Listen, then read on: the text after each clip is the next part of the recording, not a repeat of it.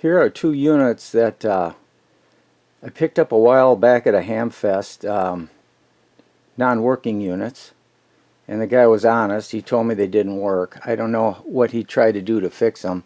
I got two of the same unit here. They're the Cushman CE 31B FM radio test set. And these units, they'll go from 455 kilohertz up to 1 gigahertz. And they do have a TXEO time base in them, so they're fairly accurate. I don't know, I checked the back if I can hook a external reference up to them, hopefully a 10 megahertz. If you look on the output here with my pointer, it says high and low here. This is the output. The low level output is adjustable from 0.1 microvolts to 10 millivolts in 20 dB steps, and in high it's outputs 200 millivolts in 20 dB steps. And you can internally modulate it. It's got a 1 kilohertz internal modulation here, 0 to 6 kilohertz deviation. You can also connect in a modulation in here on the left if you want. Also phase modulate. You got a phase modulator here for let's see, I think 0 to 2 radians I think I read in the brochure I found. And the receiver's pretty good, 2 microvolts for 12 dB synads, so can't really complain about that. They look a little rough, and I noticed, well, let's see, I'm missing a couple screws, so that's always not a good sign. But the guy was honest. He said they don't work. Now this unit, do not plug in for parts.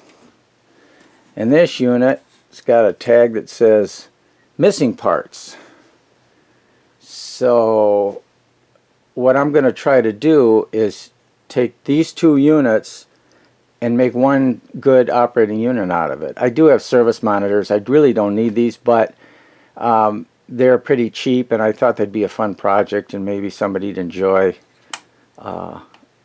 going through. Even if I don't get them fixed, it'll be fun to go through them here.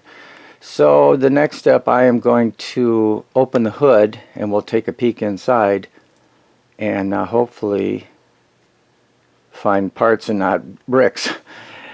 That actually happened to me years ago. I bought something and the guy took the transformer out and put a brick inside many years ago. So I learned my lesson. If you go to a Hamfest, just assume it doesn't work. That's what I always do. If you can't see it operate, it doesn't operate. Anyway, stand by for the unveiling. Here's the first unit.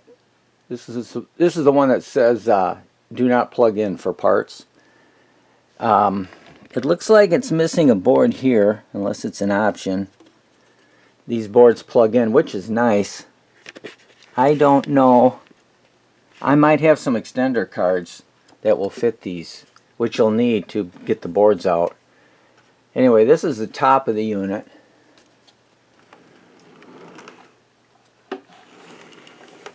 And this is the bottom unit. It's got a motherboard here. And here's a harness that comes down, I imagine, for power, and the controls in the top here. Well constructed. All shielding. This is why they're so heavy. I think this is about 30 pounds. I think I weighed it, even with the missing parts. But anyway, that's the first unit. And next we'll look at the second unit. Here's the second unit. This one has the tag missing parts, which, yeah, here's a coax that's cut. Here's a piece of coax that's hanging. And it looks like what's missing is an amplifier here. So the other unit has an amplifier that this rigid coax connects into, so that's missing. Both units don't have a board in this slot, so maybe that's a good sign. The power supply down here. Oh, this will be easy to work on. Here looks like a bodge of some type. They got some, well, some pretty high value resistors here. Maybe they're, well, this one's not connected to anything. Look on this side. This side looks fairly complete here.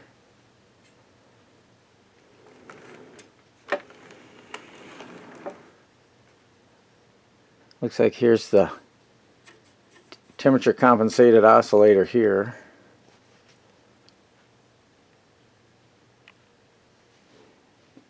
Oh, here, I wonder if we got, this might be a Yig oscillator. I'm not sure. I'll have to check the manual. Oh, by the way, I did get a manual, which is pretty interesting. It's been, I think, over a year since I picked these up. When I was sick, I didn't go to any Hamfest pretty much all of 24. And when I got these home, I did a search and I couldn't find any manuals anywhere. Kind of like my old Cushman I fixed. I had to buy a manual, but I lucked out. Just a couple weeks ago, I did a search and I found this guy, Artec Manuals. Now, I bought manuals from him in the past. He sells a lot of stuff. This wasn't very expensive. I think it was like $13, something like that. But this has both the operating and service manual on it. So I printed out the operating manual, and it has some interesting things in it. The service manual is, I think, like 200 or 300 pages. So I don't know if I'm going to print all of that out. I'll print out the parts I need. But without this manual, this would be pretty much a lost cause. So that worked out pretty good. So I don't really want to power these up. I might just isolate the power supplies and check those first and see if there's any shorts on any of the lines that lead out from the power supply. Want to kind of take this a little slow here. These are nice units. These must go back probably to the 80s, I would imagine, looking at the boards. Very well constructed. I noticed on this unit there's a BNC connector and a switch on the back that's not on the other unit. So I don't know what that's about. Okay, it comes up here from the back of the BNC, and it looks like it runs up to the time base oscillator here. So it's either an oscillator out or an oscillator in. I'll have to check and see. But somebody had modified this at one point here. And it's a single pole double throw switch. Yeah. Okay, there's two coaxes that come down from the oscillator, and they both run down to that switch. And there's the switch down there. It's a single pole double throw switch. And one of the coaxes is connected to one side and the other one the other. And like I say, they both run up to the TXCO area up here. So evidently they modified it to use an external time base, I believe. I'll have to trace that out and see where that's going. Well, just for fun, I plugged it in, and I don't see any smoke, and the unlock light's on. The power light's not on, but this is interesting. I just put 44315 in this handy talkie, and it's picking up something. So it's got a little bit of life in it. So, but I hear a hum, so it sounds like the power supply maybe. Although I do have the covers off, so I'm probably picking up a lot of junk from these fluorescent lights. Oh yeah. Yeah, as I move the test 1, 2, I don't hear any audio coming out of it though.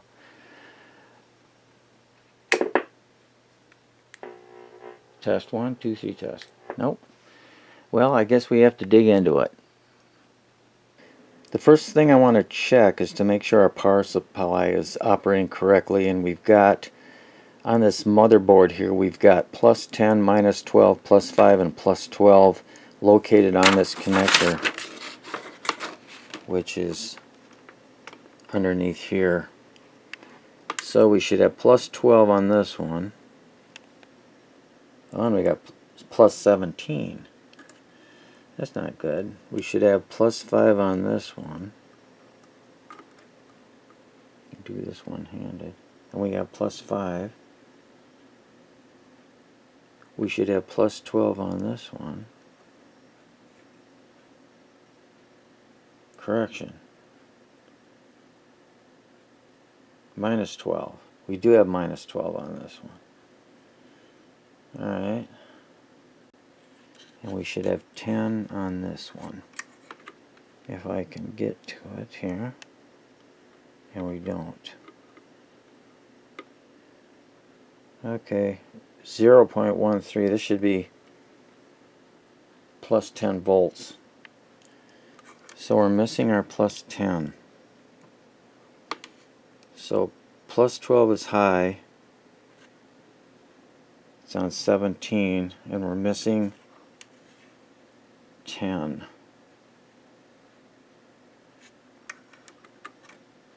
Check it one more time. Okay. So we got a power supply problem. That's the first thing we'll have to tackle. Here's our plus 10 volts it's missing here. If you follow it over, the collector of Q1, this is an MJE 370.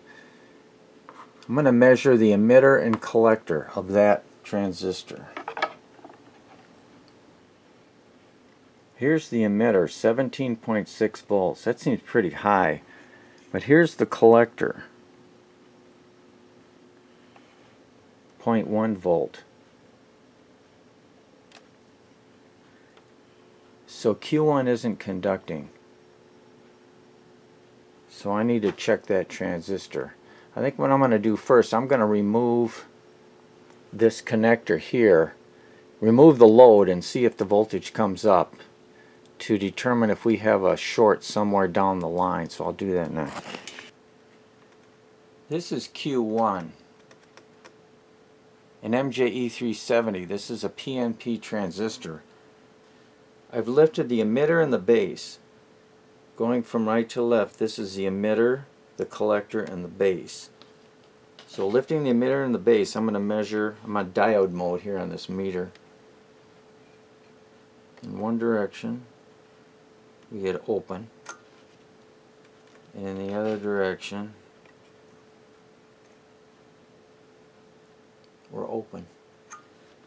This transistor's got an open emitter base. Here's the transistor I just measured, Q1. I lifted the emitter and collector. I lifted the emitter and the base.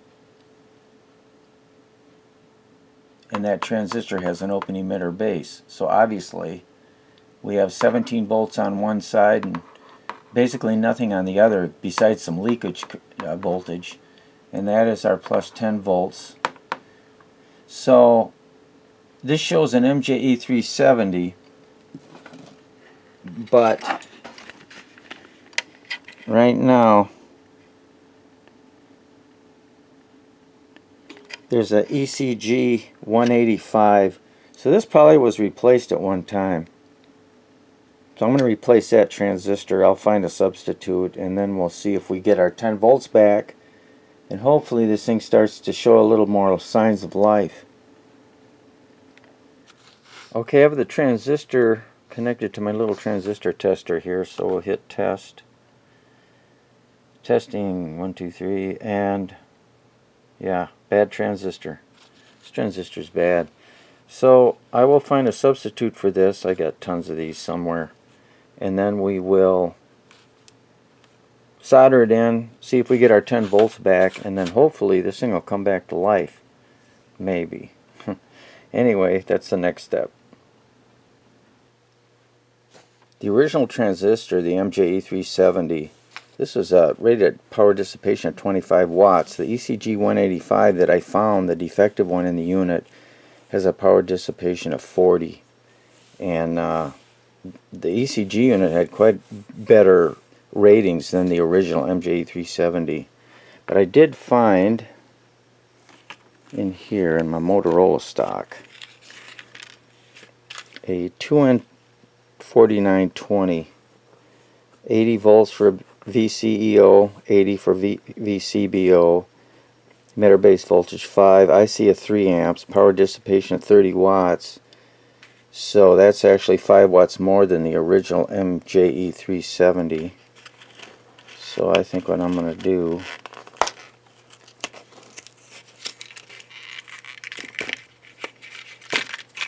I'll do it with 2 hands though. I'll use this transistor. And it has the same basing also, the TO126 emitter collector base. So it'll fit right in the circuit without any mechanical problems. I'll put it on my little transistor tester quickly just to make sure. This is old stock. This is from a long time ago. Okay, I hooked it up to the little transistor tester just to make sure. Sure enough, PNP, it's beta 77, which is a little higher. The original transistor had a beta minimum of 25. I think this one said, yeah, this one, the 4920 HFE at 10 to 150 at an IC of 1 amp. It's lower though, of course. I think it's probably closer to 10. So anyway, that transistor looks good, so I'll put that in the circuit and we'll see what we get. Well, I replaced Q1 with a substitute, 2N4920, powered it up, and it immediately damaged this transistor, the replacement. So same symptom, open base emitter. So there's another problem in here. I'm going to have to do some more troubleshooting. I did remove the board from the unit here. Of course, this is the where the bad transistor was. I did find a PNP equivalent that should work, a D45H2. I had a few of these. I was surprised how few PNP TO220 transistors I had. I remedied that this morning. I just ordered 100 of them, so I'm not going to run out of those anytime soon. But anyway, this should work for now.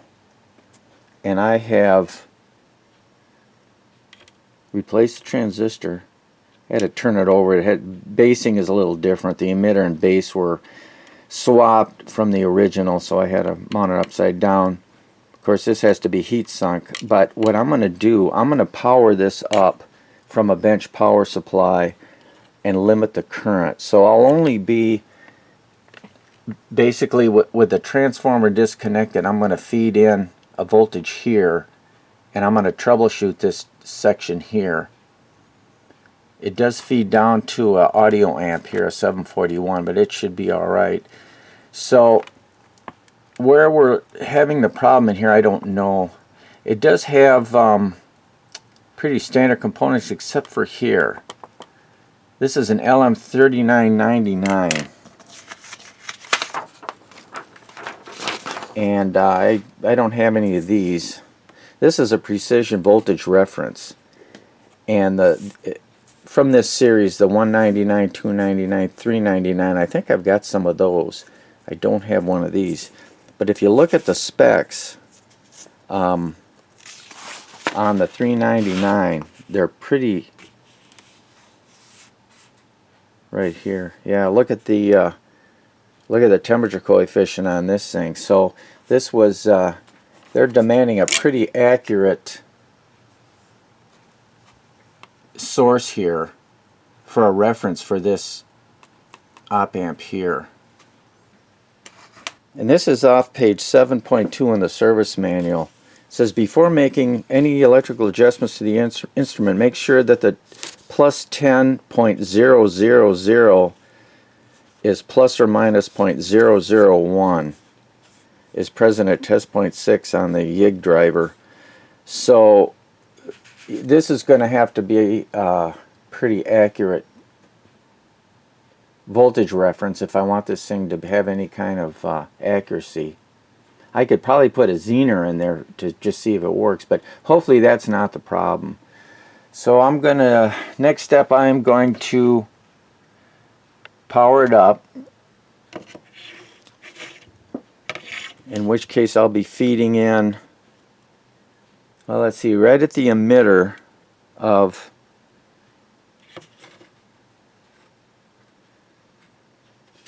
this transistor, which would be the one on the right here. I'll feed in from a bench supply, and we'll try to troubleshoot it that way. That way I can limit the current. If we've got some more problems here, maybe I can find it without destroying the replacement transistor. So that's next. Okay, I'm going to apply power, and this is on a limited current here, so I don't overheat this thing. So anyway, here's the output. I replace that transistor. As you can see, watch the meter here. As I adjust the pot, I can put this right on 10 volts if I'm steady enough here. There. So there's the 10 volt supply. So I am going to put this transistor in circuit. I've got to heat sink it, and then we'll see what happens. Now it's working outside on a bench power supply with limited current, and I am limiting the current, but I'm not sure when I put this back in the device. We'll see what we have as far as current draw. I'll monitor this voltage carefully when I power it up, and we'll see if the voltage drops down, then something's pulling it down. So anyway, it appears the power supply is working at this point. I've mounted that PNP transistor here, and if you notice here, I've got a jumper between these two terminals, and the reason for that is, if you look on here, it says sense, and it's got a jumper here. You have to jumper across there. That's the sense terminals for this power supply, evidently. So to get it to work, I had to jumper those two. Anyway, I'll connect. I've got a small bench supply here with a limited current, and I'll connect it here.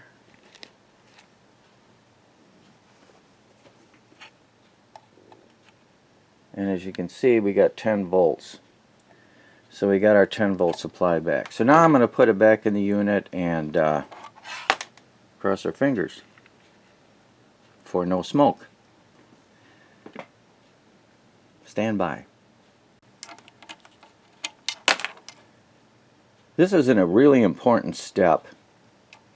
These regulators and this transistor, as you can see, are bolted to the frame here, which I have grounded to continuity tester here. Anyway, they're insulated with sill pads, and one thing you want to make sure is that it's isolated from the ground and that you didn't short out.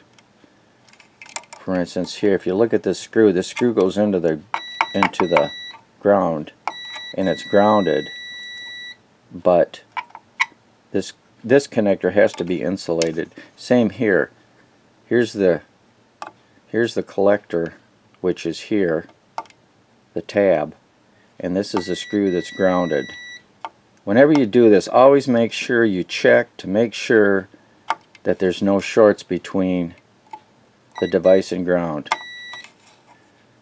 because if there is, you'll know it as soon as you power it up. Anyway, just a little tip. I have the power supply out of the unit here, and I have voltmeter on the 10 volt output. I'm measuring the input. I'm running in 15 volts. which I'm running in on a bench meter here.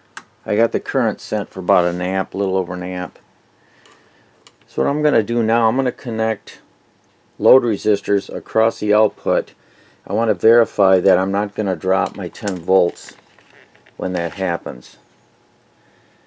So I'm going to apply the load now. It doesn't vary at all. I'm just going to do this for a second because I don't want to overheat that transistor. Here you can see I'm applying the load and it's maintaining 10.0, so that's working good. So I know the power supply is working good here, so I'm going to bottle it back up and put it in the unit and we'll see what we get. That's coming up next. I have the power supply installed, everything's connected, and I powered it up and the 10 volt supply was brought down to 1 volt, so something's loading down the supply. So I removed these terminals one by one and found that when this terminal here, this connector is connected, the supply drops. It's pulled down. And here I'll show you here. We got 10 volts and the power light's on. So I'm going to have to find out what on this line is pulling our 10 volts down. So that's the next step.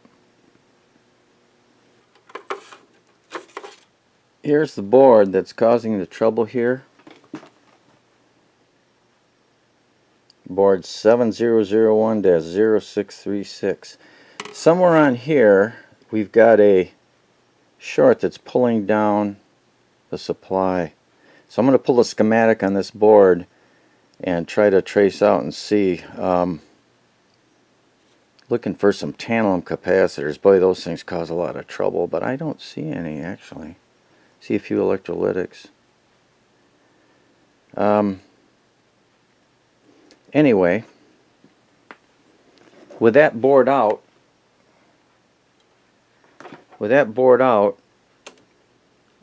as you can see, 10 volts comes up. So we've got something, and we got an LED on here too. Something is pulling our 10 volt supply down, so that's where we're going to focus our troubleshooting next.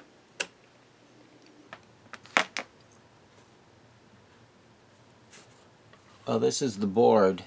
When I install this into the unit, it pulls down the 10 volt supply, so something is pulling it down. I'm not sure what it is. This manual, the scans are not very good. Here's a pictorial of the parts location, and you can just barely make out some of the components, so that's not very good, unfortunately. I did blow up the schematic, so I have a full schematic of this board here, which is good. And what I've done, I've determined on the inputs here which inputs are for which voltages, and we've got 3 voltages, plus 10, minus 12, and 5, that are input to this board. On this terminal strip here, the first contact is a ground. The second contact is plus 10. The third is minus 12. And the fourth is plus 5. So what I'm going to do, I set up a bench supply. I'm going to supply a voltage with a limited current into these pins, and I'm going to see if anything is pulling it down. So I'm going to limit the current. I'm going to start with a 5 volts plus 5 volt supply, so that's pin 4 here. You can't see it, but up here I have a bench supply that's set at 5 volts, current limited to about 150 milliamps. So I'm going to connect, this is across the supply here, these two terminals, plus and minus. I'm going to connect the the plus pin 4, which is plus 5. I'm double checking here, can't make a mistake. Okay, we're getting very little current, about looks like 25 or 30 milliamps. So the plus 5 supply isn't being pulled down. Okay, I'm going to set the power supply to 10 volts positive. Limit the current again. So I'm going to measure the plus 10, which is the second pin here. You can see a relay clicking in, and I'm pulling about 160 or 70 milliamps, which that relay is going to be using a lot of current. But I know I loaded the 10 volt supply on the bench. I loaded it down pretty good and it didn't decay the voltage, so this doesn't seem to be doing it. The only one left is the minus 12 volt supply.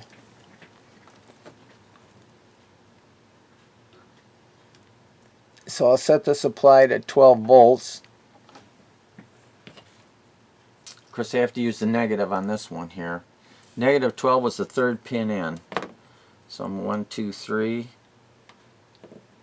And I'm pulling about 50 mils, which isn't enough to pull that 10 volt supply down. So I don't see anything on this board that's shorted or has such a shunt of current that it's pulling that supply down. And yet when I put this board in the unit, the 10 volt supply decays down to like a volt.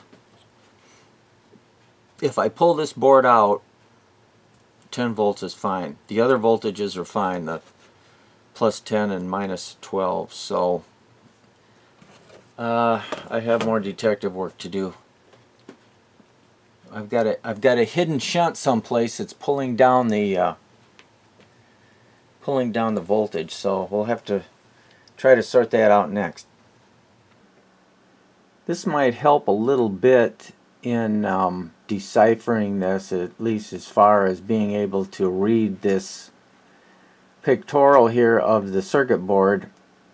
What I did is I used a snipping tool in Windows and I snipped this board and I saved it as a JPEG. That way I can blow it up and move it around, and some of the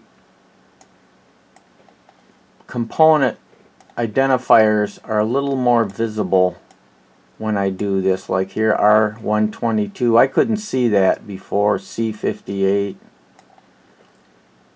So that's a little trick. I'm kind of disappointed with this manual.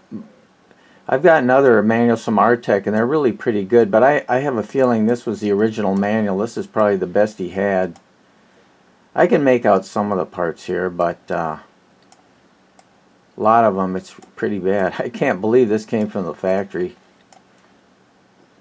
Poor guys that had to work on these things, but I guess, you know, after you work on them for a while you kind of learn where the parts are. But anyway, that's a little tip.